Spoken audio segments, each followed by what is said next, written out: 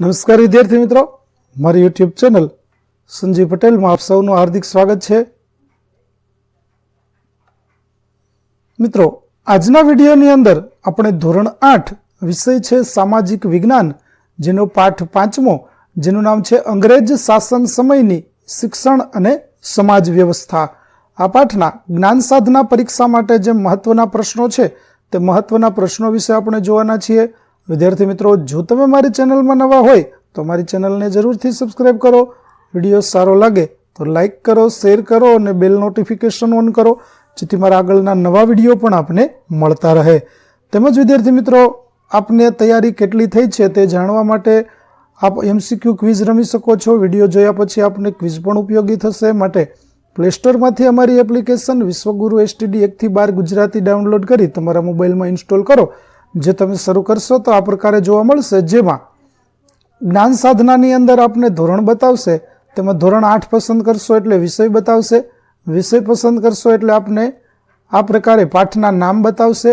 જેમાં વિડીયો ઉપર તમે ક્લિક કરશો તો તમે વિડીયો જોઈ શકશો અને MCQ ઉપર ક્લિક કરશો તો તમે ક્વિઝ રમી શકશો, જેમાં 15 અને 25નો તમને ઓપ્શન આવશે. જે તમે રમવા ઈચ્છતા હોય તે રમી શકશો અને તેના દ્વારા તમારી જે જ્ઞાન છે કેટલું તમે યાદ રાખી શક્યા તે પણ જાણી શકો છો. અને બીજી વાત કે વિદ્યાર્થી મિત્રો, દરેક વખતે આપને નવો પ્રશ્ન મળશે. તો આશા રાખું છું અમારી એપ્લિકેશન આપ સૌને ગમશે. જરૂરથી ડાઉનલોડ કરી અને ક્વિઝ રમજો, આપની તૈયારીમાં ખૂબ જ ઉપયોગી થશે. તો ચાલો મિત્રો, હવે આપણે શરૂ કરીએ પાઠ 5મો. પ્રશ્ન 1. મધ્યયુગના અસ્ત પછી શિક્ષણ આપતી સંસ્થાઓ કયા નામે ઓળખાતી હતી? તો મુઘલ યુગના અસ્ત પછીની જે શિક્ષણ આપતી સંસ્થાઓ છે, તો આપણો જવાબ થશે વિકલ્પ ડી, પાઠશાળાઓ અને મદ્રેસાઓ તરીકે ઓળખાતી. પ્રશ્ન 2. અંગ્રેજોના આગમન સમયે શિક્ષણ આપતી સંસ્થાઓ કયા કયા નામે ઓળખાતી હતી? તો અંગ્રેજોનું આગમન થયું ત્યારે આ શાળાઓ છે તેને વિકલ્પ સી એટલે કે ગામઠી, પંડ્યાની, ધૂળિયા નિશાળો તરીકે ઓળખવામાં આવતી હતી. પ્રશ્ન નંબર 3. પ્રાચીન ભારતના શિક્ષણ અંગેના વિધાનો પૈકી કયું વિધાન સાચું નથી? તો આપેલા વિધાનો છે તેમાંથી વિકલ્પ ડી એટલે કે શિક્ષણ પુસ્તક આધારિત હતું, આ વિધાન ખરું નથી એટલે કે ખોટું છે. પ્રશ્ન 4. ભારતમાં સૌપ્રથમ શિક્ષણ સંસ્થાની સ્થાપના કોણે કરી? તો સૌપ્રથમ શિક્ષણ સંસ્થાની સ્થાપના છે તે વિલિયમ કેર દ્વારા કરવામાં આવી. માટે જવાબ થશે વિકલ્પ એ, વિલિયમ કેરે. 5મો પ્રશ્ન. કયા પાદરીએ ભારતમાં પાશ્ચાત્ય શિક્ષણ આપતી શાળાઓ સ્થાપી હતી? તો એલેક્ઝાન્ડર ડફ નામના પાદરીએ ભારતમાં પાશ્ચાત્ય શિક્ષણ આપતી શાળા સ્થાપી હતી. 6થો પ્રશ્ન. ભારતમાં અંગ્રેજી શિક્ષણ શરૂ કરવાનું શ્રેય કોને ફાળે જાય છે? તો અંગ્રેજી શિક્ષણ શરૂ કરવાનું શ્રેય લોર્ડ વિલિયમ બેન્ટિંકના ફાળે જાય છે. માટે આપણો જવાબ થશે વિકલ્પ સી. 7મો પ્રશ્ન. લોર્ડ વેલેસ્લીએ ફોર્ટ વિલિયમ કોલેજની સ્થાપના ક્યાં કરી હતી? તો ફોર્ટ વિલિયમ કોલેજ છે તે કલકત્તાની અંદર આવેલી હતી. માટે આપણો જવાબ થશે વિકલ્પ ડી, કલકત્તા. 8મો પ્રશ્ન. ઇન્ડિયન ઇન્સ્ટિટ્યૂટ ઓફ સાયન્સની સ્થાપના ક્યાં થયેલી છે? તો ઇન્ડિયન ઇન્સ્ટિટ્યૂટ ઓફ સાયન્સની સ્થાપના છે તે બેંગલુરુમાં થયેલી છે. માટે આપણો જવાબ આવશે વિકલ્પ બી. 9મો પ્રશ્ન. ભારતમાં 19મી સદીમાં સ્ત્રી શિક્ષણ માટે કોણે હિમાયત કરી હતી? તો સ્ત્રી શિક્ષણ માટે રાજા રામમોહન રાય અને દયાનંદ સરસ્વતીએ હિમાયત કરી હતી. 10મો પ્રશ્ન. બ્રહ્મો સમાજની સ્થાપના કોણે કરી હતી? તો બ્રહ્મો સમાજની સ્થાપના છે તે રાજા રામમોહન રાય કરી. માટે આપણો જવાબ થશે વિકલ્પ બી. 11મો પ્રશ્ન.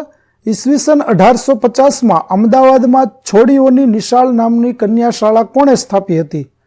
તો અમદાવાદની અંદર છોડીઓની નિશાળ છે તે હરકુંવર શેઠાણી દ્વારા સ્થાપવામાં આવી હતી. માટે આપણો જવાબ થશે વિકલ્પ એ. 12મો પ્રશ્ન. ઈસવીસન 1902માં કાંગડી ગુરુકુળની સ્થાપના કોણે કરી હતી? તો કાંગડી ગુરુકુળ છે તેની સ્થાપના સ્વામી શ્રદ્ધાનંદ દ્વારા કરવામાં આવી હતી. માટે આપણો જવાબ થશે વિકલ્પ ડી, સ્વામી શ્રદ્ધાનંદે. 13મો પ્રશ્ન. મહાત્મા ગાંધીની શિક્ષણ યોજના કયા નામે જાણીતી છે? તો મહાત્મા ગાંધીની શિક્ષણ યોજના છે તે વર્ધા શિક્ષણ યોજનાના નામે જાણીતી છે, માટે આપણો જવાબ થશે વિકલ્પ ડી, વર્ધા શિક્ષણ યોજના.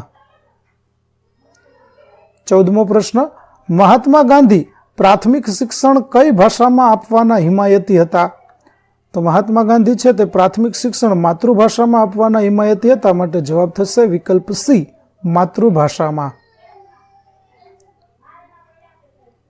15મો પ્રશ્ન, નીચેના પૈકી કયા સાહિત્યકાર પ્રખર પ્રકૃતિવાદી હતા?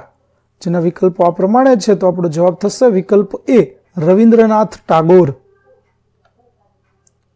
16મો પ્રશ્ન, કયા ગવર્નર જનરલે સતી પ્રથા વિરુદ્ધ કાયદો કરી તેના પર પ્રતિબંધ ફરમાવ્યો હતો? જેના વિકલ્પો આ પ્રમાણે છે, તો આપણો જવાબ થશે વિકલ્પ બી, લોર્ડ વિલિયમ બેન્ટિંકે.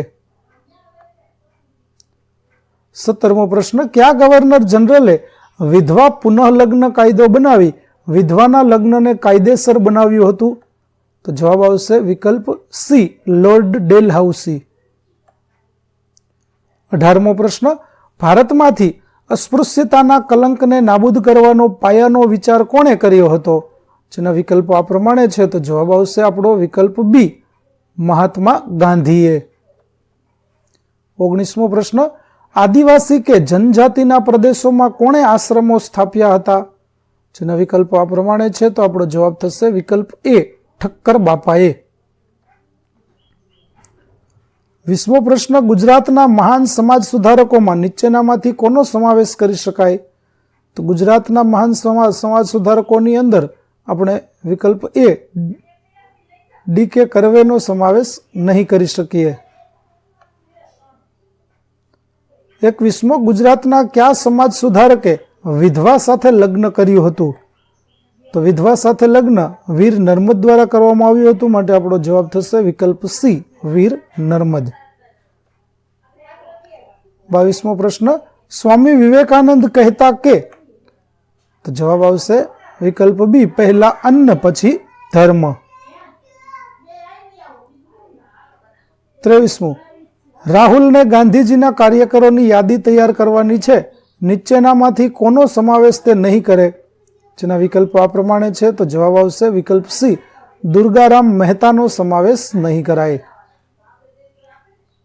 24મું, નીચેના પૈકી કયા સમાજ સુધારકોએ વિધવાઓના પુનર્લગ્ન માટે ભગીરથ પ્રયત્નો કર્યા હતા? જેના વિકલ્પો આ પ્રમાણે છે, તો આપણો સાચો જવાબ થશે વિકલ્પ ડી, રાજા રામમોહન રાય અને ઈશ્વરચંદ્ર વિદ્યાસાગર. 25મું, સ્વામી વિવેકાનંદનું મૂળ નામ શું હતું?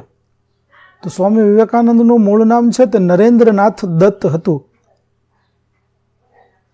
તો વિદ્યાર્થી મિત્રો, અહીં આપણું પાઠ 5 ના સ્વ અધ્યયન જ્ઞાન સાધના પરીક્ષા માટે જે મહત્વના પ્રશ્નો છે તેના જવાબો આપણે જોયા. વિદ્યાર્થી મિત્રો, આ પ્રશ્નો જોયા પછી, આ વિડીયો જોયા પછી આપ કેટલું યાદ રાખી શક્યા તે જાણવા માટે અમારી એપ્લિકેશન વિશ્વગુરુ STD 1 થી 12 ગુજરાતી ડાઉનલોડ કરો, જેમાં આપ એક MCQ ક્વિઝ આપેલી છે તે ક્વિઝ રમી અને આપના જ્ઞાનની ચકાસણી કરી શકશો. તેમજ બધા જ વિષયોની તૈયારી માટે આપને આ MCQ ક્વિઝ છે તે ઉપયોગી થશે. તો આશા રાખું છું અમારી એપ્લિકેશન પણ આપને ગમશે. જરૂર ડાઉનલોડ કરજો અને તમારા મિત્રો સાથે શેર પણ કરજો, જેથી આપને તૈયારી કરવામાં ખૂબ જ ઉપયોગી થશે. તો ચાલો મિત્રો, હવે ફરી મળીશું નવા પાઠ સાથે. ત્યાં સુધી આવજો.